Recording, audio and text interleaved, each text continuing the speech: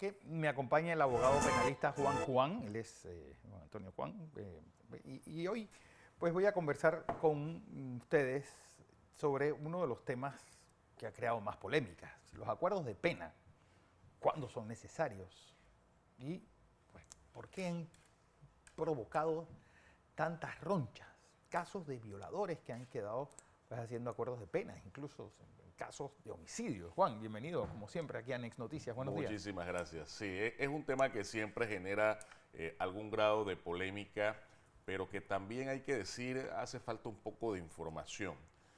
Se ha pensado que el acuerdo de pena implica únicamente un beneficio hacia la persona del acusado. Sin embargo, el mismo constituye un mecanismo de aceleración del proceso. No es un tema de cuestionar el acuerdo como herramienta per se, sino la calidad del acuerdo, que es donde viene la queja. Sienten las personas que en muchas ocasiones el monto por el cual se ha fijado la pena en virtud del acuerdo no corresponde a la atrocidad o a la naturaleza del delito. Y eso es lo que tiene que ser de una manera revisado, cuestionado por quienes actúan dentro del acuerdo, siendo una de estas partes el Ministerio Público como titular. Bueno, porque, es decir, yo creo que no debe haber algunos delitos que no deben ser susceptibles de acuerdos de pena. Eso. Mira, yo particularmente sobre ese tema tengo una opinión y yo no pienso que debe ser una exclusión. Yo lo que pienso es que debe entenderse que no es necesario que el proceso concluya hasta su fase final para obtener un resultado que sea proporcional y justo a la realidad del proceso. No tendría sentido, por ejemplo, tener un proceso que avance por 3, 4 años para tener la misma pena que lograrías con un acuerdo. Por eso yo insisto, el tema no es la herramienta, el tema es que las partes que intervienen sean lo suficientemente justas y correctas y proporcionales a la naturaleza y la envergadura de cada caso. Bueno, pero eso obviamente, pues, ¿cuánto es una pena justa? Bien, el Código Penal plantea unos límites entre un mínimo y un máximo y tendríamos que hacer un ejercicio de probabilidad. Yo te puedo decir, por ejemplo, es muy común, es muy normal que una persona que no tenga antecedentes penales llega a la fase de juicio luego de 1, 2, 3 años, la pena que se le va a imponer es la mínima. Es muy normal, es muy común. Por eso te digo, si yo puedo arribar a esa misma pena por un acuerdo sin desgastar el sistema, no es un problema de la figura del acuerdo per se.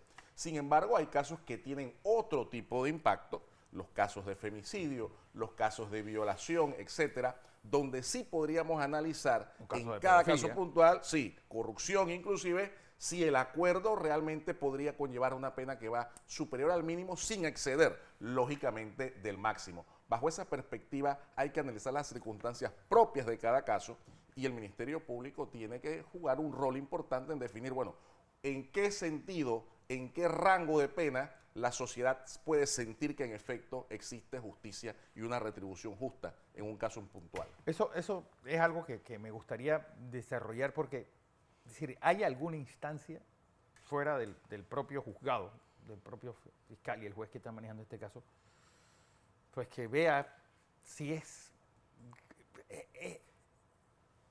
la pena que se merece la persona cuando llega a esos acuerdos? Un externo que diga, yo creo que aquí sí vale la pena, o no. Honestamente, luego de someter el acuerdo a la validación de un juez, de un tribunal, no existe una instancia superior que lo revise. Tal vez debería ser parte de la reforma en cuanto a que la víctima tenga mayor participación, porque la queja principal viene de la víctima dice, y viene de la sociedad. Siendo así, entendemos pues que la víctima no tiene una decisión directa sobre el monto de la pena, ni sobre un resarcimiento producto del acuerdo, y de ahí viene el descontento social. Claro. Ese es un tema que merece reforma. Bueno, pues eres candidato a la presidencia del Colegio de Abogados. Sí, correcto. En efecto, estamos presentando nuestra candidatura precisamente el día de mañana, al mediodía. Nuestra nómina se llama Independencia y Refundación Gremial y buscamos un gremio unido, un gremio independiente y un gremio preocupado por la defensa de la profesión. Ok, ¿cuáles son los objetivos? Porque, es decir, se ha hablado de la excesiva cantidad de abogados. Bueno, hablábamos hace un momento el ingeniero y yo exactamente de eso. Es decir, pero, tantos abogados realmente es lo que necesita el sistema? Yo pienso que más allá que la cantidad es la calidad. Nosotros, dentro de nuestro plan, buscamos que se haga una revisión de las mallas curriculares a nivel de las diferentes universidades públicas y privadas, también una revisión de la manera en que se escoge el docente que va a dar las clases para que tenga la capacitación y la experiencia para transmitir conocimiento y que existan mayores controles de acceso a la carrera, tanto para ingresar como para egresar. Creo que un trabajo conjunto desde el colegio puede lograr un perfeccionamiento profesional donde el colegio tenga una participación activa. ¿El examen de barra crees que es necesario?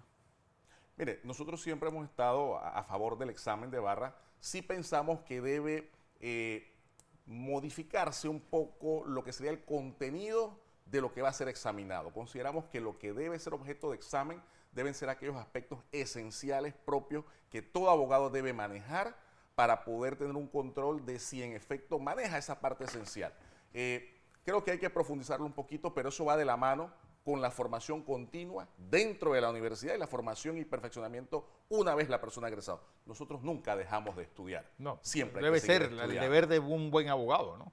Totalmente, totalmente, y creo que desde el colegio, en conjunto con las universidades, debe haber un programa de capacitación continua y perfeccionamiento y actualización que garantice la calidad del abogado. Debería ser igual también para jueces y fiscales. Definitivamente, los jueces y Cada fiscales... cierto tiempo hacerles una revisión. Sí, por lo menos órganos judicial, Ministerio Público tienen sus escuelas internas, pero sí es importante siempre escucharnos todos, no escucharnos el mismo grupo, los jueces solos, los fiscales solos, los abogados litigantes solos. Creo que debe haber esa posibilidad de escucharnos todos en diferentes capacitaciones y poder retroalimentarnos continuamente para mejorar la administración de justicia. Así es. Juan Antonio Cuán, él es abogado penalista. Mañana, ya saben, presentará su candidatura a la presidencia del Colegio Nacional de Abogados.